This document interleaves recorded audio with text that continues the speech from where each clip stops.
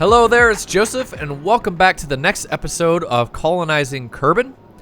We're getting things started right away. Another set of 8 passengers is heading up to our newest ring station in orbit around Kerbin, using our SSTO that we used from last episode. So this craft, once again, has 4 Rapier engines that are high efficiency in the atmosphere. If you can get it above 450 kilometers per second, it's pretty easy to get it into orbit, and this craft works pretty well to get into orbit. You know, giving myself praise and everything. No ego involved here.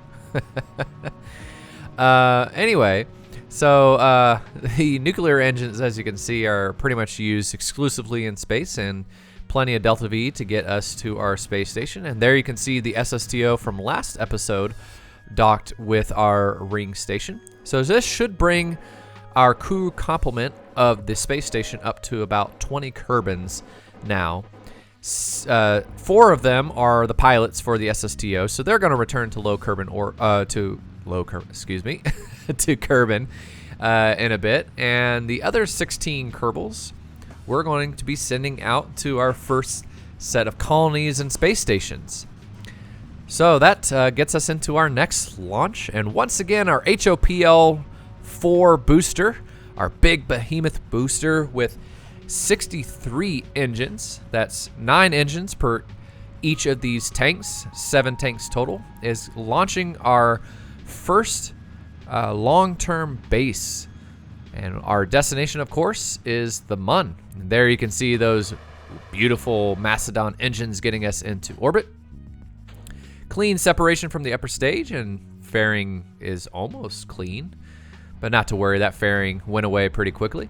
And there's our upper stage with our base. Now, as you can see, things are rocking around just a little bit. I tried really hard when assembling everything to get the center of thrust to line up with the center of mass, but looks like things weren't perfectly lined up. So thankfully, though, it wasn't too far off of alignment to make the spacecraft flip around out of control or anything like that. So we're pretty fortunate. But there was one little problem. I thought I had lined up these beams perfectly so that when I used the RCS thrusters in reverse, that I could easily separate things. And looking here, you can kind of see that, you know, it looks like things should have separated, and I'm not 100% sure what I did wrong there. But there was a little simple little game cheat that I did, and it's not like a cheat code or anything. You just, you know, hit time warp and allow the craft to phase through each other, and, you know, that solved the problem. However, that upper stage, the fuel was used up, and it is now basically debris in orbit around the Mun, so we're going to have to rectify that in a bit.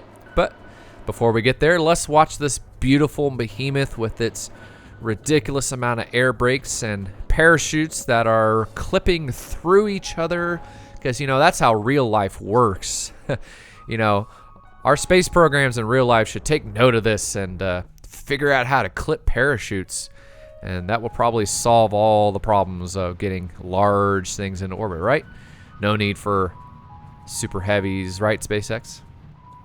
Well, anyway, enough of that silly comedy there, which, you know, if you're not laughing, you don't have to. I can't hear you groaning on the other side of the screen. But this is essentially a little robotic upper stage with a claw, and its job is going to be to deorbit that debris we now have in orbit around the Mun. And the booster, of course, had plenty of Delta V for me to adjust its trajectory and bring it back to a landing on solid ground. And of course, it too has a ridiculous amount of parachutes and air, but not a ridiculous amount of air brakes, it seems. And this is the H.O.P.L 1, so our booster that is meant to take the smallest payloads into orbit but still be reusable.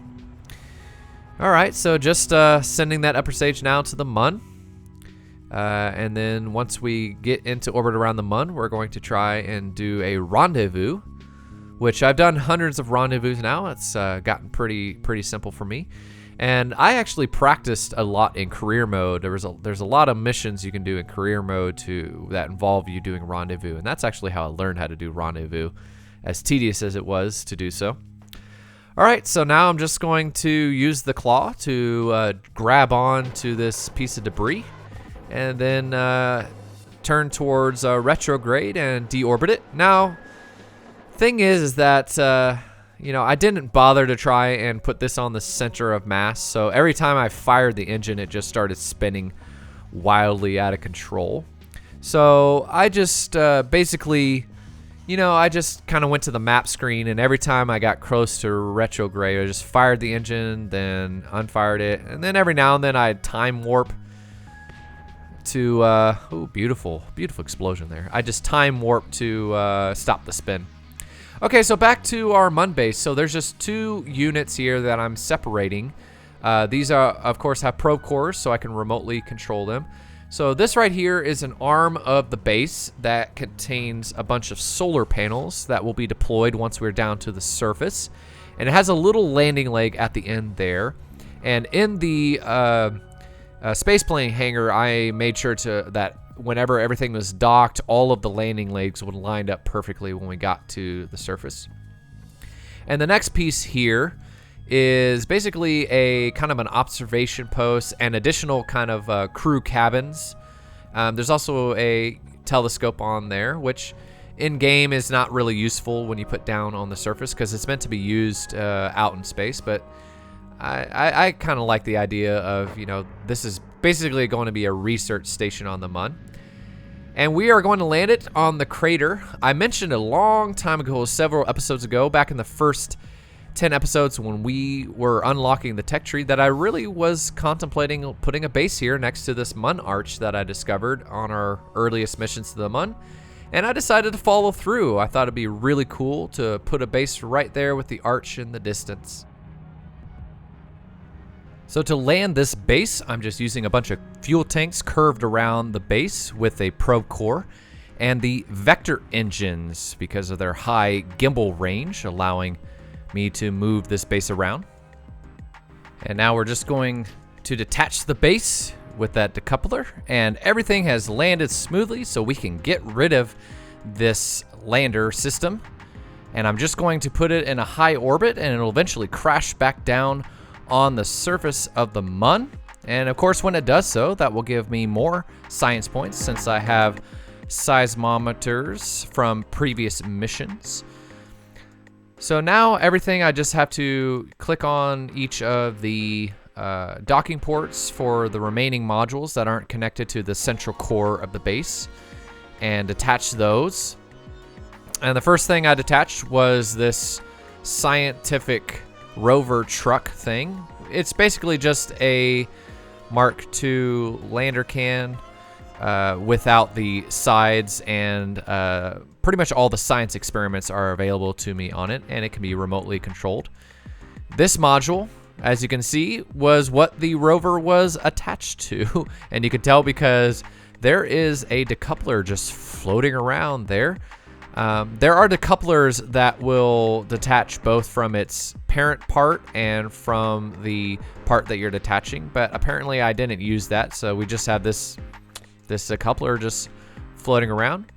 And that module I just attached was basically a module that has mining equipment, drills, and ore tanks.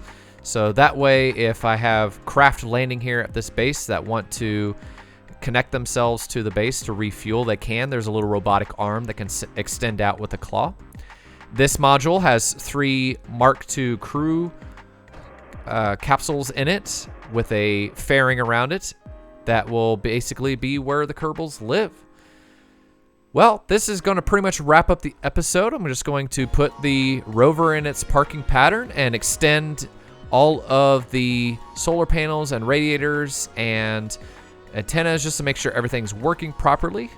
That large antenna at the top can rotate. It's on a rotor, so it basically can function as a radar dish in my imagination, because that's not really how it functions in the game. So yeah, that pretty much wraps up this episode, and in future episodes we're going to try and get some Kerbals to come here to this base and occupy it. So thank you once again for watching. Hope you are enjoying my series, and I'll see you in the next episode.